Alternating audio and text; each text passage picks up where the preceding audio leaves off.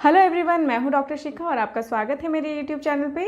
तो आज इस वीडियो में मैं आपके साथ डिस्कस करूंगी कार्पल टनल सिंड्रोम के बारे में। इसे और नामों से भी जाना जाता है जैसे कि मीडियन नर्व डिसफंक्शन या फिर मीडियन नर्व एनट्रैपमेंट। तो जानेंगे हम कि इसके क्या क्या सिम्टम्स होते हैं, क्या क्या इसके रीजंस होते हैं, क्या होता है इसमें जिससे कि सिम्टम्स आते हैं।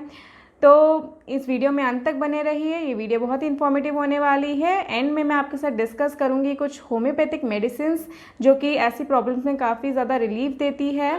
तो इस वीडियो में अंत तक बने रहिए। अगर आप मेरे चैनल में नए हैं तो फिर नीचे दिए गए सब्सक्राइब बटन को क्लिक करके मेरे चैनल को सब्सक्राइब कर लीजिए ताकि टाइम टू टाइम आपको न्यू वीडियोज़ की नोटिफिकेशन जो है वो मिलती रहे। तो चलिए स्टार्ट करते हैं।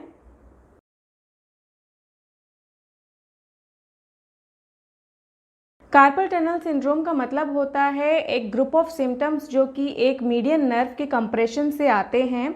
ये जो कंप्रेशन होता है वो किसी बोनी ओवरग्रोथ की वजह से हो सकता है, किसी इन्फ्लेमेशन की वजह से हो सकता है या फिर सॉफ्ट टिश्यू प्रोलिफरेशन की वजह से भी हो सकता है। तो सबसे पहले हम समझते हैं कि कार्पल टनल होता क्या है। हमारा जो रिस्ट होता है वहाँ पे इस पार्ट में एक टनल होता है जिसको कार्पल टनल बोलते हैं। और ये जो कार्पल टनल होता है कुछ कार्पल बोन से बना होता है और कुछ लिगामेंट होता है, उससे एक टनल जो है बना होता है। इसके थ्रू कई जो टेंडेंस हैं वो पास होते हैं और एक मीडियन नर्व जो है वो पास होती है। तो जो मीडियन नर्व है वो बेसिकली सप्लाई करती है हमारे थंब को, हमारे इंडेक्स फिंगर को, मिडिल फिंगर को, और जो थोड़ा सा पार्ट है रिंग फिंगर का उसको सप्लाई करती है। साथ ही साथ ये जो हमारे थंब के नीचे जो मसल एरिया, मस्कुलर एरिया होता है, जो मसल होता है थिनर मसल्स, ये उसको भी सप्लाई करती है। तो जब किसी कारणवश जो है हमारी जो मीडियन नर्व है वो दब जाती है, क्योंकि ये टनल काफ़ी नैरो होती है, तो फिर किसी भी इन्फ्लेमेशन की वजह से ये नर्व जो है वो अगर दब जाती है तो हमें जो सिम्टम्स होते हैं वो आने शुरू हो जाते हैं। कार्पल टनल सिंड्रोम जो है ये मिडिल एज पीपल जो होते हैं, 40 से 60 तक के लोग जो होते हैं उनमें ज़्यादा कॉमनली देखा जाता है। फीमेल्स इसमें जो है ज़्यादा अफेक्टेड होते हैं एज़ कम्पेयर टू मेल्स। बात करते हैं इसकी हाई रिस्क फैक्टर्स की। तो जिन लोगों के घर में परिवार में ये दिक्कत जो है वो रह चुकी है पहले, तो जेनेटिक डिस्पोजिशन, प्री डिस्पोजिशन की वजह से ये आपको पास ऑन हो सकता है। सेकंड, इसका हाई रिस्क है। अगर आप ओबीस हैं तो ओबिसिटी भी एक हाई रिस्क फैक्टर होता है ऐसी प्रॉब्लम के लिए। प्रेगनेंसी के टाइम पे फीमेल्स में कई ज़्यादा ये प्रॉब्लम जो है देखी गई है कार्पल टनल सिंड्रोम की। इसके साथ साथ अगर आपको इन्फ्लेमेटरी डिजीज़ है, जैसे कि आपको अगर रूमेटॉइड आर्थराइटिस है, उस केस में भी ये प्रॉब्लम जो है वो देखी जाती है। अगर आपको गैंग्लियोनिक सिस्ट की दिक्कत है, इसके बारे में मैं पहले ही एक वीडियो बना चुकी हूँ, आप जाके चेक कर सकते हैं।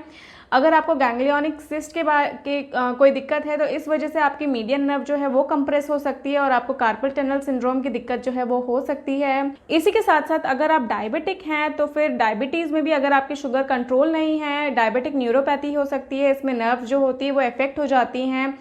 इसी के साथ साथ अगर आपको हाइपोथायरॉयडिज्म की दिक्कत है तो स्वेलिंग हो जाती है एक्सट्रीमिटीज़ में थायराइडिज्म की वजह से, जिसकी वजह से आपको मीडियन नर्व की दिक्कत जो है वो हो सकती है।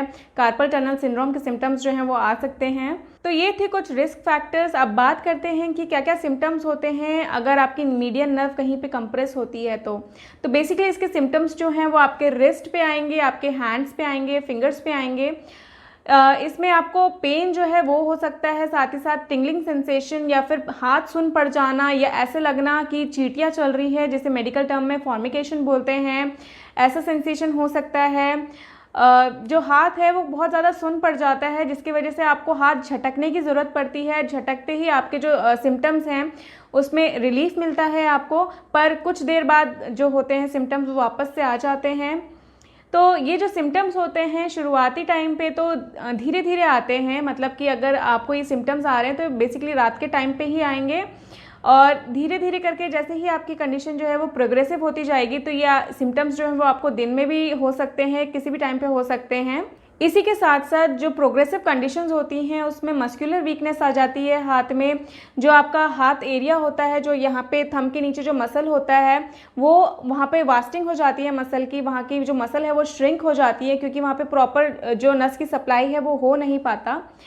आपके जो भी पेन होता है या फिर टिंगलिंग सेंसेशन होता है वो आपके थंब में या फिर इंडेक्स फिंगर में, मिडल फिंगर में ज़्यादातर देखने को इस एरिया में मिलता है। अगर आप अपने हैंड का यूज़ बहुत ज़्यादा करते हैं तो उस केस में आपके जो सिम्टम्स हैं वो बढ़ सकते हैं, ज़्यादा एग्रेवेट हो सकते हैं। तो ये सारे इसके सिम्टम्स होते हैं। अब बात करते हैं इसके डायग्नोसिस की। तो डायग्नोसिस में बेसिकली आपका एक फिजिकल एग्जामिनेशन किया जाएगा, जो आपके क्लिनिकल कंडीशन होती है, क्लिनिकल सिम्टम्स होते हैं, उसके बेसिस पे इसका डायग्नोसिस किया जाता है। साथ में इसमें कुछ टेस्ट होते हैं जैसे कि टैपिंग टेस्ट या फैलेंस टेस्ट, जिससे कि पता चलता है कि आपको यही मीडियन नर्व की दिक्कत है या फिर कोई और दिक्कत है। इसी के साथ साथ जो नर्व कंडक्शन टेस्ट है वो भी किया जा सकता है। होम्योपैथिक मेडिसिन बताने से पहले कुछ कंजर्वेटिव ट्रीटमेंट की बात करेंगे, जिससे कि आपकी ये जो प्रॉब्लम है इसके सिम्टम्स में आपको रिलीफ मिल सके। तो सबसे पहले तो अगर आपको ये प्रॉब्लम है तो आप वहाँ पर आइस पैक जो है वो अप्लाई कर सकते हैं। इसमें आपका जो पेन होता है उसमें थोड़ा रिलीफ मिल सकता है आपको। अगर आप ओबीज हैं तो फिर अपना वेट लॉस करके आप इस प्रॉब्लम से जो है रिलीफ पा सकते हैं। तो इसमें जो वेट लॉस है वो काफ़ी ज़्यादा काम आता है ऐसी प्रॉब्लम्स को ट्रीट करने के लिए। अगर आप डायबिटिक हैं तो अपनी शुगर को कंट्रोल करिए, ताकि जो भी नर्व्स जो हैं उसकी वजह से, डायबिटीज़ की वजह से डैमेज हो रही हैं, वो ठीक हो सके। अगर आपके जॉब ऐसी है कि आपको रिपीटेटिव एक ही काम करना है, या फिर आपको जैसे टाइपिंग जॉब है, या फिर आप वायलिन प्ले करते हैं या गिटार प्ले करते हैं, या फिर ऐसा कोई काम है जिसमें कि रिस्ट का बहुत ज़्यादा यूज़ होता है, तो आप ऐसे कामों में धीरे धीरे बीच बीच में थोड़ा थोड़ा करके ब्रेक ज़रूर लें और हाथों की स्ट्रेचिंग करें, ताकि बार बार आपके जो हाथ है, रिस्ट है, उस पर ज़्यादा स्ट्रेन ना पड़ सके, क्योंकि इसके वजह से इन्फ्लेमेशन हो सकती है और आपको जो मीडियन नर्व की दिक्कत है वो हो सकती है। इसी के साथ साथ अगर आप सोते हैं तो अपने हाथ पे सोना जो है उसको अवॉइड करिए। इसके अलावा स्प्लिंट्स आते हैं जो कि आप अपने हाथ में पहन के रख सकते हैं, जिससे कि आपके सिम्टम्स में काफ़ी ज़्यादा आपको रिलीफ मिलेगा। होम्योपैथी में ऐसी कई मेडिसिन हैं जो कि ऐसे केसेस में काफ़ी अच्छा रिजल्ट देती हैं, काफ़ी रिलीफ देती हैं पेशेंट को। अगर आप अपना एलोपैथिक ट्रीटमेंट लेते हैं इस चीज़ के लिए, तो बेसिकली आपकी एक सर्जरी की जाती है। होम्योपैथी में आप ये जो प्रॉब्लम है उसे बिना सर्जरी के भी ठीक कर सकते हैं। तो इसमें सबसे पहली मेडिसिन जो है, जो इसमें टॉप मेडिसिन मानी जाती है इस प्रॉब्लम को ठीक करने की, वो है कॉस्टिकम। कॉस्टिकम 30 जो है आप उन केसेस में दे सकते हैं जहाँ पर मस्कुलर वीकनेस काफ़ी ज़्यादा डोमिनेंट है। इसके साथ साथ आपके हाथों में काफ़ी ज़्यादा सुनपन रहेगा, जो पेन होता है वो ऊपर की तरफ, हाथ में ऊपर की तरफ एक्सटेंड होता है, हाथ में काफ़ी ज़्यादा मस्कुलर वीकनेस आ जाती है। पेशेंट को नॉक्टर्नल पेन की काफ़ी ज़्यादा दिक्कत होती है, यानी कि रात के समय जो है पेन इतना ज़्यादा होता है कि वो आधी नींद से जो है उठ जाता है पेन की वजह से। तो ऐसे केसेस में आप ये मेडिसिन ले सकते हैं। पेशेंट को जो है कोल्ड एप्लीकेशन से एग्रेवेट हो जाते हैं उसके सिम्टम्स, और अगर वो वहीं पे वार्म एप्लीकेशन करे तो वहाँ पे उसको जो है रिलीफ मिलता है वार्म एप्लीकेशन से। तो ऐसे केसेस में आप कॉस्टिकम 30 की 2-2 बूंदे करके दिन में 3 बार ले सकते हैं। ये मेडिसिन वो लोग भी ले सकते हैं जिनकी प्रॉब्लम जो है वो काफ़ी क्रोनिक है और ठीक हो जाती है बट रिकरेंट होती रहती है ये प्रॉब्लम, तो उन केसेस में ये आप मेडिसिन ले सकते हैं। अगली मेडिसिन है रस्टॉक्स 30।